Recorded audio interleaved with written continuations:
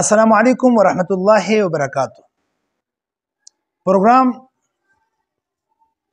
یو منټ یو مسلې سره تاسو خدمت کې ځل بیا حاضر یم. سوال دا دی چې د روژې په حالت کې د نسوارو استعمال څنګه دی؟ آیا د روژې په حالت کې نسوار استعمالولو سره روژه ماتیږي او کنه؟ جواب دا دی چې دا خو واضح خبره دی چې د نسوارو استعمال سره روژه فاسد کیږي، روژه ورسره بالکل ماتیږي. د دې استعمال بالکل ناجایز دی د روژې په حالت کې. وجه دا چې مونږه څیزونه داسې دي چې هغه سره روژه ماتیږي چې هغه به انشاءالله یو ویډیو کې تاسو سره شیر کوم.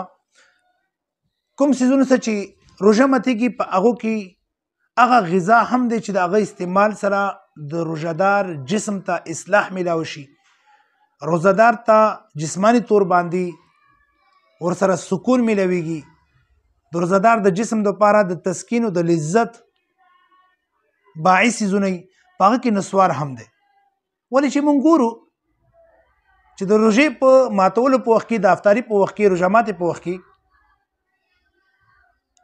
هغه کسان چې هغه نسوار استعمالوي نو هغه ډېر زیات شوق لري چې وخت ته میلاو شي او غنچه ګل ملا اذانو کې نو غنچه ګل شونډې ګل سید فقیر هغه ډېر اوبس کی شربت کی او شونډې ګل ککا چې کوم نسواري وي هغه ټول لړومبۍ ځان ته یو کټسرې شانتي چونډۍ یخي وي او څنګه چې ملا اذان وکړي غړپ هغه خولې ته واچوي.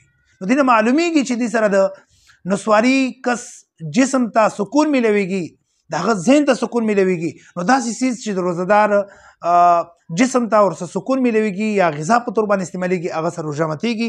همدغه وجه د روژې په حالت کې د نسوار استعمال سره روژه ماتیږي.